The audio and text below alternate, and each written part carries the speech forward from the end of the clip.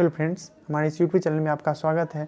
आज हम लोग बात करेंगे आतंकवाद और आतंकवाद से रिलेटेड जो देश इससे ग्रसित है। कोई एक देश इससे ग्रसित नहीं है, बहुत सारे देश आतंकवाद से ग्रसित है। ठीक है, और इसमें आतंकवाद को समाप्त करने के लिए सारे देश को एकत्रित होना पड़ेगा, जिससे आतंकवाद को ख़त्म किया जा सके।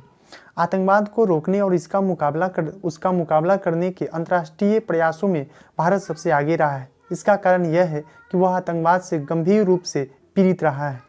यही कारण था कि नई दिल्ली ने 1996 में यूएन में अंतर्राष्ट्रीय आतंकवाद पर व्यापक सम्मेलन CCIT का प्रस्ताव रखा था। इसका लक्ष्य आतंकवाद से निपटने के लिए एक कानून ढांचा तैयार करना था, जो सभी प्रकार के अंतर्राष्ट्रीय आतंकवाद को अपराध घोषित करे और आतंकवादियों और उनके फंडिंग करने वालों को रोके। आतंकियों और उनके सहयोगियों की धन, हथियारों और सुरक्षित ठिकानों तक पहुंचने को बाधित करना भी मकसद था।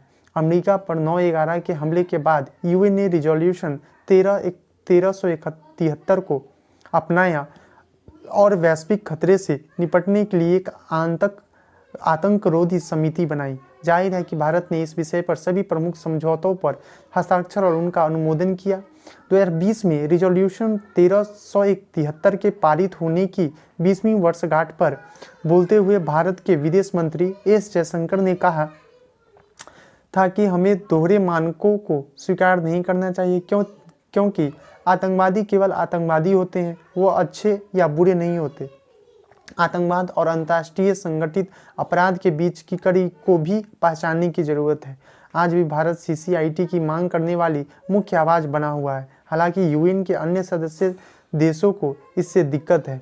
अपनी विदेशी प्रतिबद्धताओं को ध्यान में रखते हुए अमेरिका चाहता है कि शांति काल में सैन्य बलों द्वारा किए गए कृतज्ञों को इन मसौदों से बाहर रखा जाए। वही इस्लामिक देशों के संगठन ने इजराइल फिलिस्तीन मुद्दे का ध्यान में रखते हुए फिलिस्तीन मुक्ति आंदोलन को इससे बाहर रखने की मांग की है। कुछ लैटिन अमेरिकी देश स्टेट टेररिज्म को कवर करना चाहते हैं। इस पर बहुत कम प्रगति हुई है। 2022 में यूएन महासभा की एक बैठक में बोलते हुए एक भारतीय राजनीतिक ने कहा था कि आतंकवाद से निपटने और उसके नेटवर्क को खत्म करने के लिए एक समन्वित नीति तैयार करने की बात तो दूर, संयुक्त राष्ट्र को अभी तक इस पर एक सामान्य परिभाषा पर सहमति बनाना भी बाकी है। प्रधानमंत्री मोदी CCIT के सबसे सक्रिय प्रचारकों में से एक रहे हैं। प्रधानमंत्री बनने के बाद संयुक्त राष्ट्र में अपने पहले ही भाषण में उन्होंने सभी देशों से मिलकर आतंकवाद से लड़ने का आग्रह किया था और उनसे CCIT को अपनाने की बात कही थी। उन्होंने पाकिस्तान की भूमिका की ओर इशारा करते हुए कहा था कि कुछ देश अपने क्षेत्र में आतंकवादियों को पनाह देते हैं या आतंकवाद को एक नीतिगत साधन के रूप में उपयोग करते हैं। हाल ही में नई दिल्ली में G20 शिखर सम्मेलन में बोलते हुए भी उन्होंने CCIT के विषय पर कहा था कि आज भी आतंकवाद से निपटने पर अंतर्राष्ट्रीय सम्मेलन संयुक्त राष्ट्र में आम सहमति की प्रतीक्षा कर रहा है। इस पृष्ठभूमि में हमें खालिस्तान के सिख अमेरिकी वकील गुरपतवंत सिंह पन्नू की हत्या के प्रयास से संबंधित घटनाक्रम को समझना चाहिए। अमेरिका ने एक अभियोग का खुलासा किया है, जिसमें आरोप लगाया गया है कि कथित नशीली पदार्थों के तस्कर निखिल गुप्ता के माध्यम से काम कर रहे एक भारतीय सरकारी अधिकारी ने कुछ महीने पहले न्यूयॉर्क में पन्नू को मारने के लिए एक हिटमैन को तैनात किया था। इससे पहले यह आरोप भी लगाया था कि भारत सरकार के एजेंटों ने खालिस्तान की मांग करने वाले कनाडाई सिख नेता हरदीप सिंह निज्जर की हत्या कर दी है।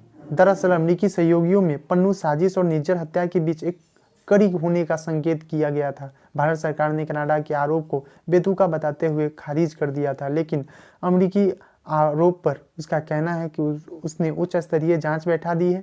गुप्ता के विरुद्ध पर्याप्त सबूत पाए गए हैं। सवाल ये नहीं है कि इस प्रकरण से भारत अमेरिका संबंधों पर नकारात्मक असर पड़ेगा या नहीं। अमेरिका के रवैयों को देखते हुए इसकी संभावना नहीं है, लेकिन इससे भारत की प्रतिष्ठा को क्षति जरूर पहुंचेगी,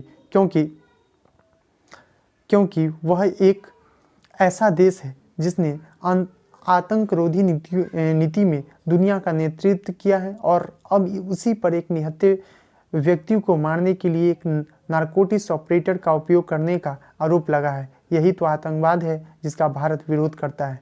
ठीक है, तो ये था आपको आतंकवाद से रिलेटेड इशू, जो कि आजकल बहुत ही हाईलाइटेड ये टॉपिक है, ठीक है। जब से ये पन्नू का मामला आया है तब से बहुत ज़्यादा हाईलाइटेड है।